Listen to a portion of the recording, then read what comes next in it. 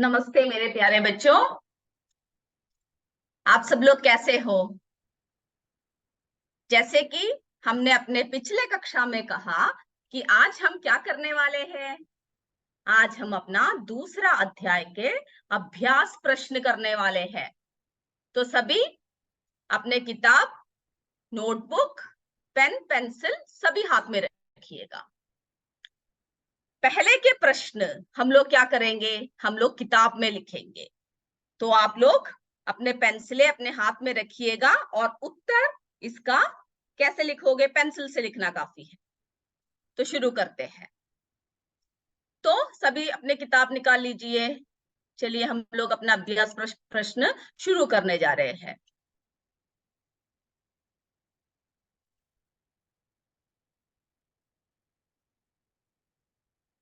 तो हमारा दूसरा अध्याय रेशों से वस्त्र तक है ना। हम लोग देखते हैं इसके अभ्यास प्रश्न। अपने किताबें आपके हाथ में रखिए। पहला प्रश्न, निम्नलिखित प्रश्नों में सही विकल्प छांटकर अभ्यास पुस्तिका में लिखिए। तो आप ऐसा कीजिए, इनका उत्तर किताब में टिक करना काफी है। पहला है क, ऊंट धारण करने वाले जंतु है।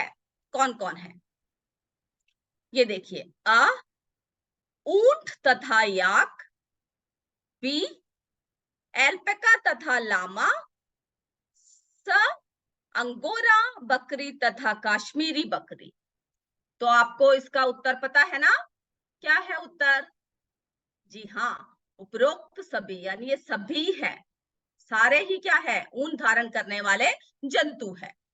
तो इसका उत्तर सभी द टिक कर लीजिए, उपरोक्त सभी।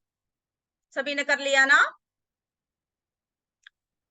चलिए अब दूसरा देखते हैं। क,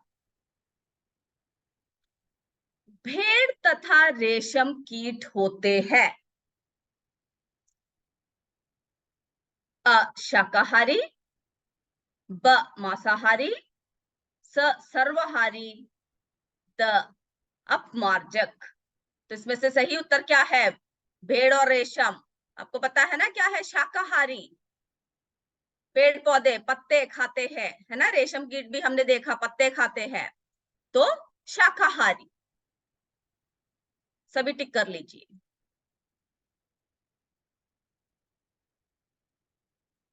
चलिए अगला देखते हैं।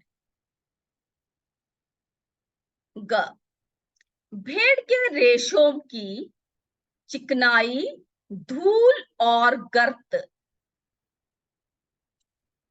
निकालने के लिए की जाने वाली प्रक्रिया कहलाती है। क्या कहलाती है प्रक्रिया? अभिमार्जन, संसाधन, रीलिंग, कटाई और छटाई। तो हमको पता है क्या है, अभिमार्जन। सब इसको टिक कर लीजिए। अभिमार्जन, रेशों की जो चिकनाई, धूल, गर्द सभी निकालने की प्रक्रिया को हम लोग क्या कहते हैं? अभिमार्जन। अगला देखिए। ख, रेशम है। रेशम क्या है? मानव निर्मित रेशे, पादप रेशे, जंतु रेशे, उपरोक्त सभी। तो क्या है रेशम? जंतु रेशे। सब इसको टिक कर लीजिए। अब अगला है, रिक्त स्थानों की पूर्ति कीजिए। ये भी आपको अपने किताब में ही लिखना है। रिक्त स्थानों की पूर्ति कीजिए।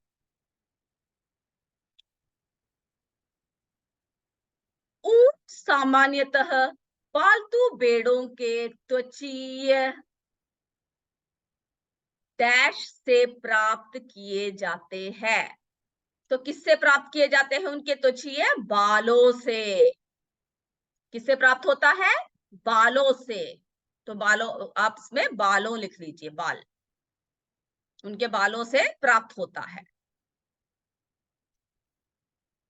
सभी बुक में पेंसिल से लिख लीजिए आंसर।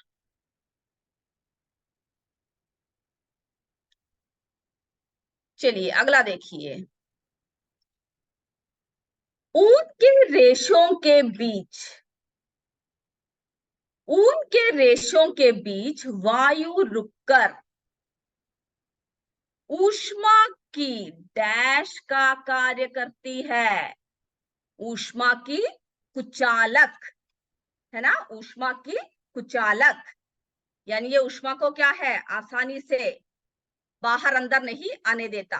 तो वायु क्या करती है, कुचालक का काम करती है ना। हमारे इसमें क्या है, जब रेशे, जब स्वेटर से पहनते हैं छोटे छोटे छिद्र होते हैं ना उसमें, और उसमें क्या होता है, वायु भरी होती है, तो हमारे अंदर की गर्मी बाहर और बाहर की सर्दी अंदर नहीं आने देता, तभी कुचालक। आंसर लिख लीजिए।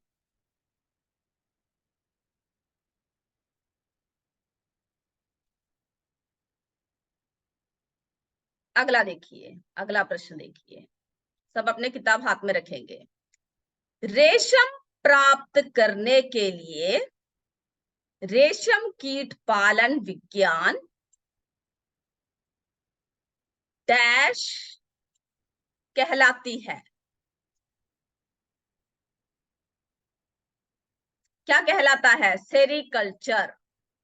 रेशम प्राप्त करने के लिए रेशम कीट पालन विज्ञान सेरिकल्चर। आपको उत्तर पता है तो पहले से ही लिख लीजिए और देखिएगा कि सही है कि नहीं। आप सबको ये पता है रेशम कीट पालन का विज्ञान क्या कहते हैं, सेरिकल्चर। सब लिख लीजिए।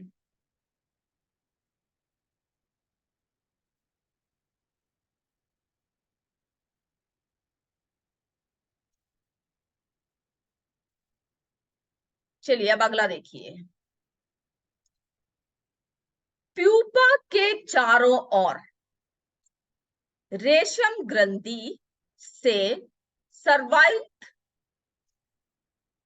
पदार्थ से लिपटी, स्रावित पदार्थ से लिपटी संरचना को डैश कहलाती है। यानी प्यूपा के चारों ओर जो रेशम ग्रंथि से सर्वाइत पदार्थ जो होता है, जो गोल गोल होता है, उसे हम क्या कहते हैं, कोया या कोकून। इसमें से कोई भी लिख सकता है, ठीक है। क्या कहते हैं, कोया भी कहते हैं और कोकून भी कहते हैं।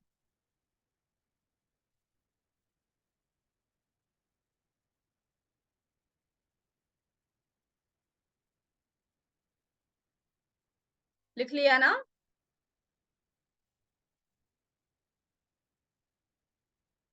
चलिए अब अगला देखिए। ऊन उद्योग के कारीगर, ऊन उद्योग के कारीगर डैश नामक जीवाणु द्वारा संक्रमित हो जाते हैं। तो हमने देखा था एंथ्रेक्स,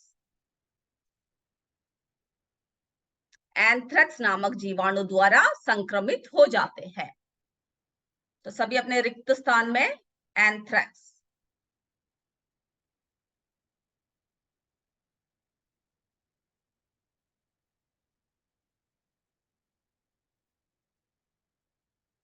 तो रिक्त स्थान सभी लिख लिया ना। पहला है ऊन सामान्यतः किससे होता है, किसके त्वचीय, भेड़ों के त्वचीय बालों से, पहला बालों से।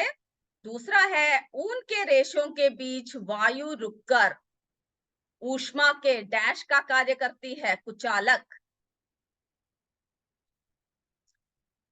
तीसरा, रेशम प्राप्त करने के लिए रेशम कीट पालन विज्ञान क्या कहलाती है, सेरिकल्चर।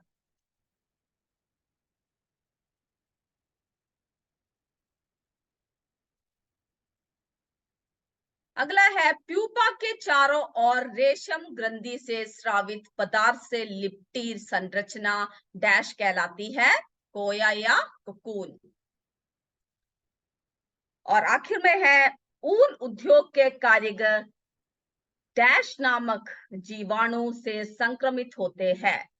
तो कारीगर किससे होते हैं, एंथ्रेक्स, एंथ्रेक्स नामक जीवाणु।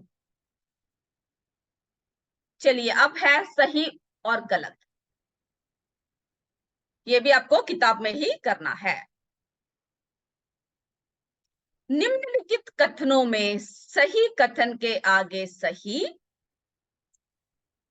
व गलत कथन के आगे गलत का चिन्ह लगाइए। सब अपने किताब में प्रश्न 3 देखिए। का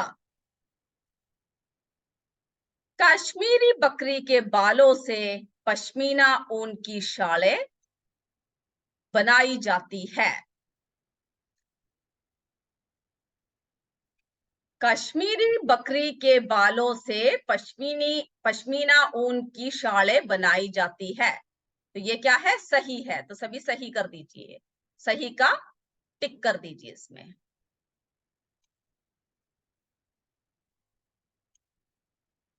अगला देखिए, ऊन प्राप्त करने के लिए भेड़ के बालों को कब काटा जाता है? जाड़े के। जाड़े किसमें लिखा हुआ है? आपको ये देखना है कि ये क्या है, सही है या गलत है ना? ये आपको देखना है। तो हमने क्या लिखा हुआ है इसमें कि ऊन प्राप्त करने के लिए भेड़ के बालों को जाड़े के मौसम में काटा जाता है। ये गलत है ना, क्योंकि हमने क्या बताया था, गर्मी के मौसम में काटते हैं। तो ये गलत कर दीजिए।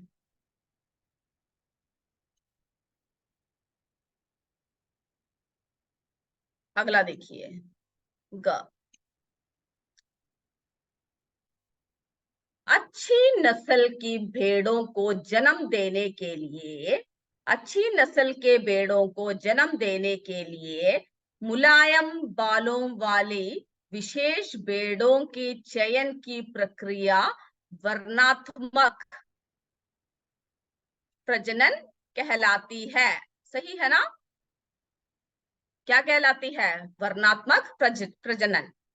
यानी अच्छी नस्लों के भेड़ों को जन्म देने के लिए क्या करते हैं वे लोग, कि कैसे भेड़ों को चुनते हैं?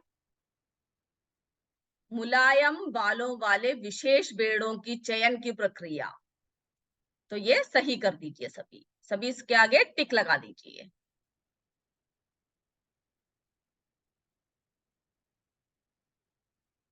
अगला देखिए, सिल्क का धागा प्राप्त करने के लिए सिल्क का धागा प्राप्त करने के लिए प्यूपा से वयस्क कीट बनने से पूर्व ही कोकून को उबलते पानी में डाला जाता है ना? ये क्या है? सही है। तभी उनको क्या मिलेगी? अच्छी सिल्क प्राप्त होगी। तो ये सब सही कर लीजिए। सिल्क का धागा प्राप्त करने के लिए प्यूपा से वयस्क कीट बनने से पूर्व ही कोकून को उबलते पानी में डाला जाता है। तो सभी इसको टिक कर लीजिए। ये क्या है? आप सबको पता है, इसका उत्तर सही है। अगला देखिए, रेशम कीट के अंडों से प्यूपा निकलते हैं। रेशम कीट के अंडों से प्यूपा निकलते हैं। गलत है ना, क्योंकि क्या है पहला अवस्था? लार्वा। तो ये गलत कर दीजिए। रेशम कीट के अंडों से प्यूपा निकलते हैं, ये क्या है? गलत है।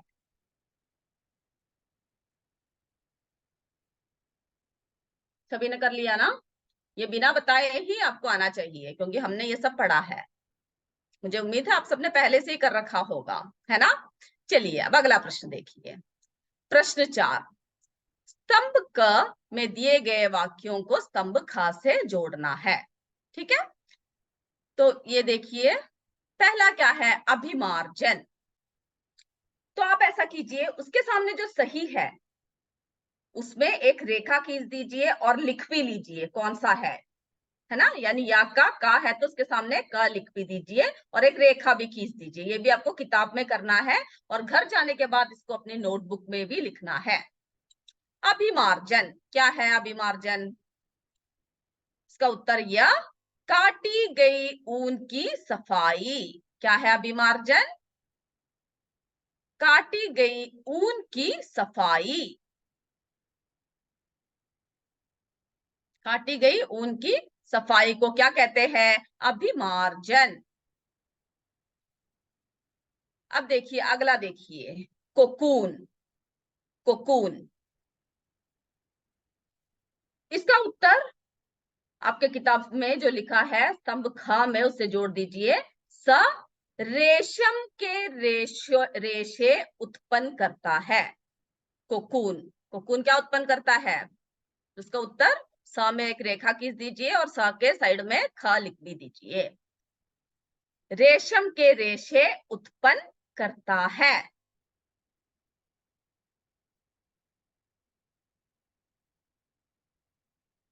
लिख लिया ना? चलिए अब अगला देखते हैं। ग याक,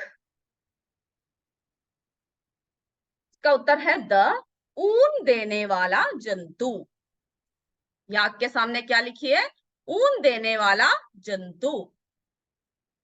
जब आप घर में जाओगे तो इसी तरह आंसर उसके सामने लिखोगे। अभी बुक में मार्क कर दीजिए। याक है ऊन देने वाला जंतु।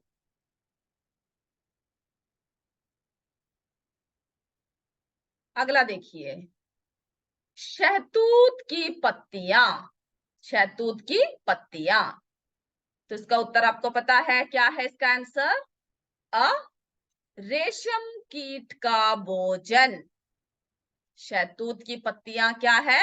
रेशम कीट का भोजन। तो इसके सामने आ से एक रेखा खींच दीजिए और लिख भी दीजिए। आपके साइड में क्या लिखोगे? घ, रेशम कीट का भोजन, शहतूत की पत्तियां। अगला है रीलिंग। क्या है उसका उत्तर? रेशम के रेशों का संसाधन, है ना, रेशे निकालने की प्रक्रिया। रेशम के रेशों का संसाधन, इसके सामने आप लिख लीजिए।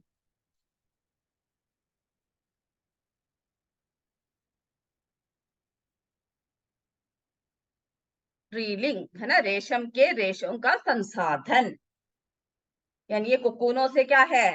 रेशम के रेशे निकालने की प्रक्रिया है रीलिंग। तो सभी ने लिख लिया ना ये? अभिमार्जन, अभिमार्जन क्या है? यह काटी गई ऊन की सफाई।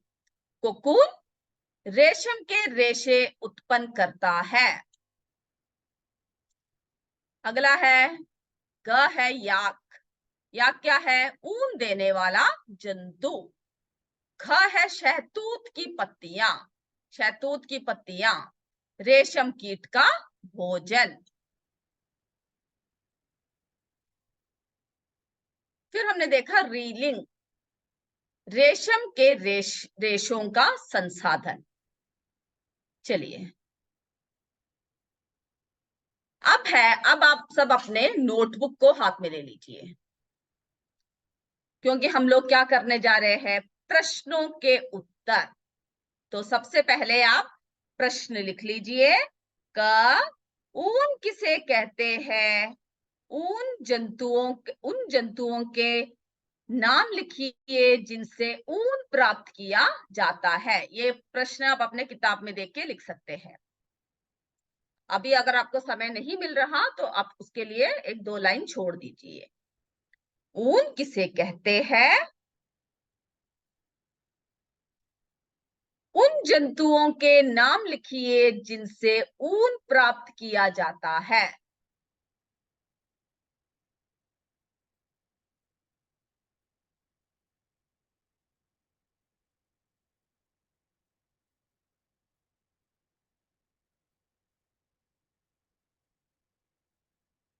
ये किताब में ही आपका प्रश्न दिया हुआ है, आप उसमें से लिख सकते हैं।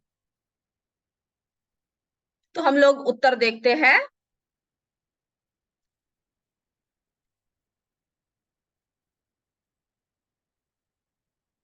उत्तर देखिए, सामान्यतः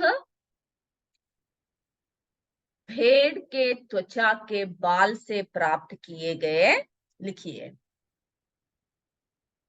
सामान्यतः भेड़ के त्वचा के बालों से प्राप्त किए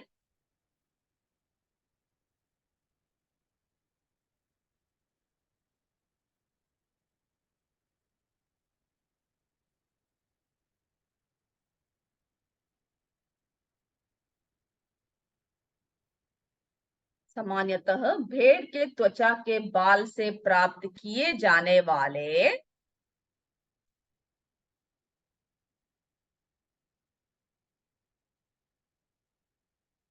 लिख लिया ना, सामान्यतः भेड़ के त्वचा के बाल से प्राप्त किए जाने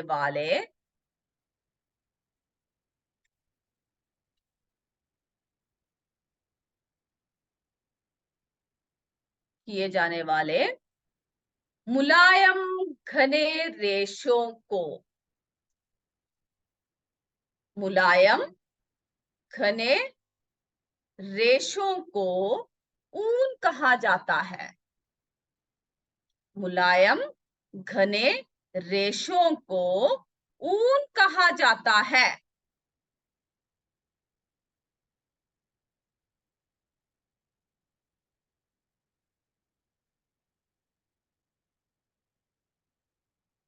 सामान्यतः भेड़ के त्वचा के बाल से प्राप्त किए जाने वाले मुलायम घने रेशों को ऊन कहा जाता है। भेड़ के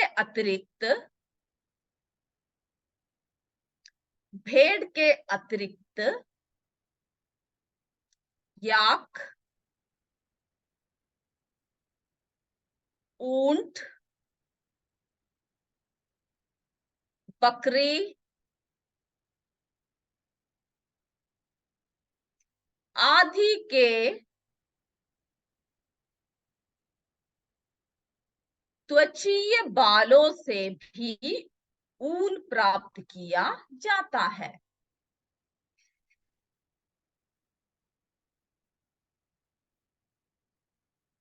सभी लिख लीजिए, जिन लोगों ने लिख लिया वो दूसरा प्रश्न लिख सकते हैं। मुलायम घने रेशों को ऊन कहा जाता है। भेड़ के अतिरिक्त याक, ऊंट, बकरी आदि के त्वचीय बालों से भी ऊन प्राप्त किया जाता है।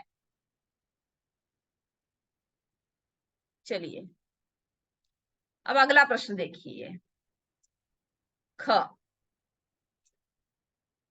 ऊन प्रदान करने वाले भेड़ों की कुछ भारतीय नस्लों का नाम लिखिए। हमने उस दिन पढ़ा था ना, सब आपके किताब में है। ऊन प्रदान करने वाले भेड़ों की कुछ भारतीय नस्लें। प्रश्न किताब में से लिखिएगा, या तो एक दो लाइन छोड़ दीजिए प्रश्न के लिए। ऊन प्रदान करने वाले भेड़ों की कुछ भारतीय नस्लों के नाम लिखिए।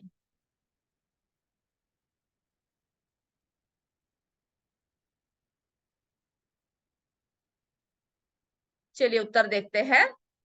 आपके इसमें बहुत सारे भारतीय नस्लें दे रखा है, तो आप उसमें से कोई भी नस्ल लिख सकते हो। देखिए मैंने कौन कौन सा लिखा है। बकरवाल, रामपुर बुशेयर, नाली या नली दोनों बोलते हैं, फिर लोही, मारवाड़ी। लोही, यहां पर एक कॉमा डाल दीजिए, लोही और मारवाड़ी।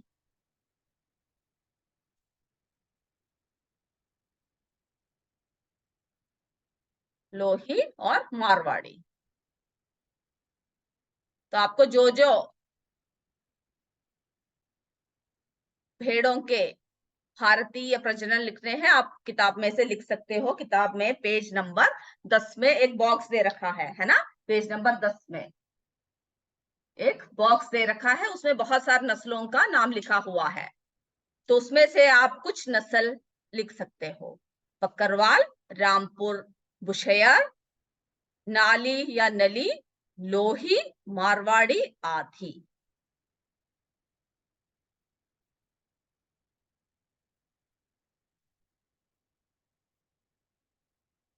चलिए जिन्होंने लिख लिया अगला प्रश्न लिख लीजिए।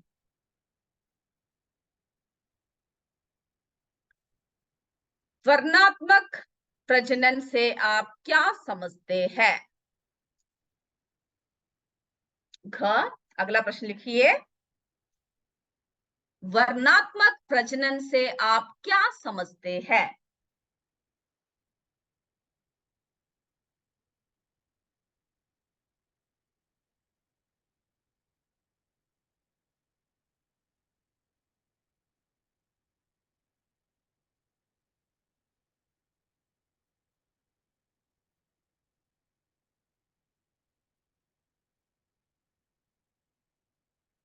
वर्णात्मक प्रजनन से आप क्या समझते हैं?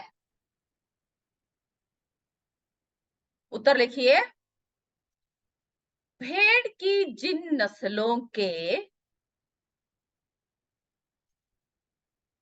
भेड़ की जिन नस्लों के शरीर पर भेड़ के जिन नस्लों के शरीर पर घने बाल होते हैं, घने बाल होते हैं,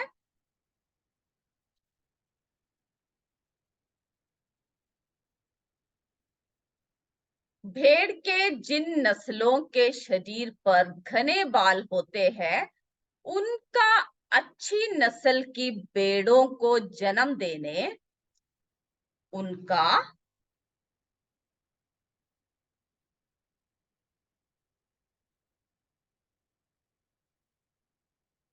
अच्छी नस्ल की भेड़ों को जन्म देने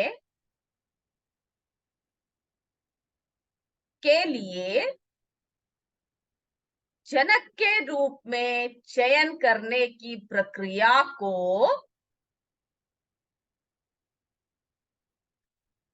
वर्णात्मक प्रजनन कहते हैं।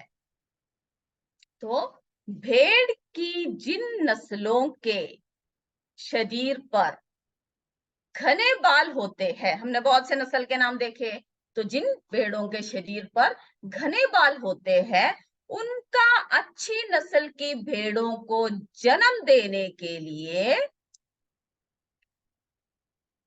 जनक के रूप में चयन करने की प्रक्रिया को वर्णात्मक प्रजनन कहते हैं।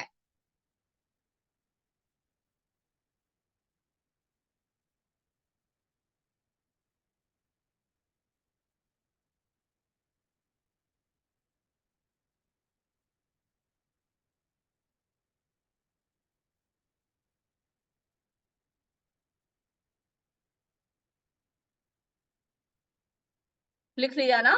भेड़ की जिन नस्लों के शरीर पर घने बाल होते हैं, उनका अच्छी नस्ल की भेड़ों को जन्म देने के लिए जनक के रूप में चयन करने की प्रक्रिया को वर्णात्मक प्रजनन कहते हैं।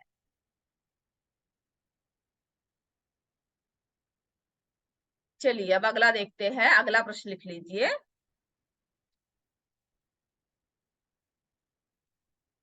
जाड़ों में ऊनी वस्त्रों को जाड़ों में ऊनी वस्त्रों को पहनना क्यों आरामदायक होता है?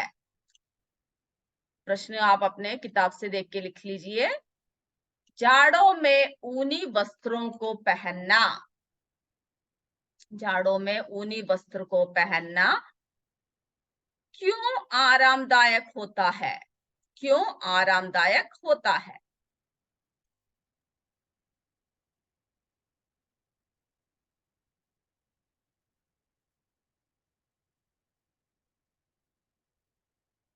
चलिए उत्तर देखते हैं।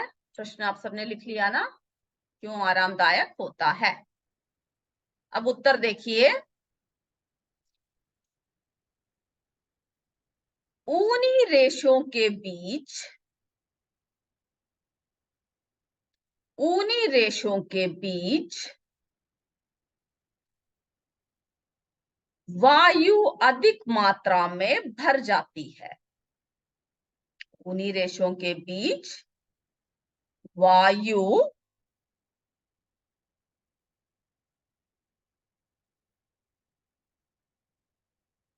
अधिक मात्रा में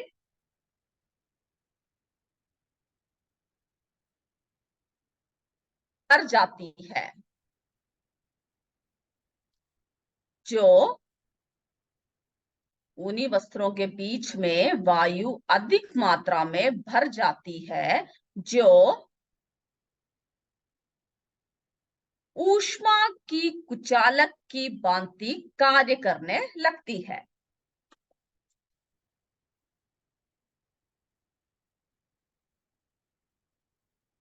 ऊष्मा की कुचालक की भांति कार्य करने लगती है। यानी ऊष्मा का संचरण क्या है, आसानी से नहीं हो पाता है ना, ऊष्मा की कुचालक की भांति कार्य करने लगती है।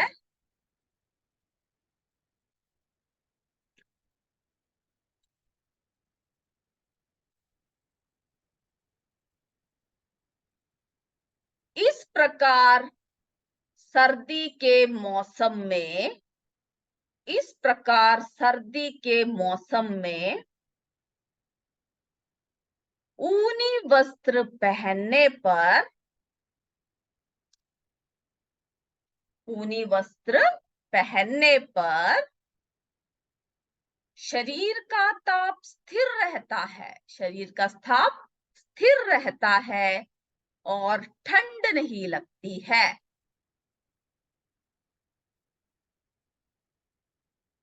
और ठंड नहीं लगती है।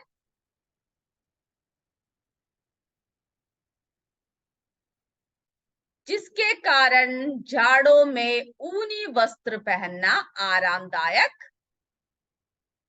होता है। जिसके कारण क्या है, जाड़ों में ऊनी वस्त्र पहनना आरामदायक होता है। ये उत्तर एक और बार देख लीजिए। ऊनी रेशों के बीच वायु अधिक मात्रा में भर जाती है, जो ऊष्मा की कुचालक की भांति कार्य करने लगती है। इस प्रकार सर्दी के मौसम में ऊनी वस्त्र पहनने पर शरीर का ताप स्थिर रहता है और ठंड नहीं लगती है। इसीलिए जिसके कारण क्या है, जिसके कारण जाड़ों में ऊनी वस्त्र पहनना आरामदायक होता है। तो हमने अभी इतने प्रश्न के घ तक के प्रश्नों के उत्तर लिखे हैं। अब और भी बहुत से प्रश्न बचे हुए हैं, जिसका उत्तर हम अपने अगले कक्षा में देंगे। और साथ में ही हम क्या करेंगे, आपसे थोड़े से प्रश्न भी करेंगे अगले कक्षा में। ठीक है, तो सभी इन उत्तरों को अच्छे से पढ़कर आइएगा और प्रश्नों के लिए भी तैयार रहिएगा। और अगले कक्षा में हम बाकी के प्रश्न करेंगे। तब तक हम अपनी कक्षा यहीं पर समाप्त करते हैं। आप अपने अगले कक्षा के लिए तैयार रहिए। जय विद्या शक्ति, जय हिंद, जय भारत। धन्यवाद।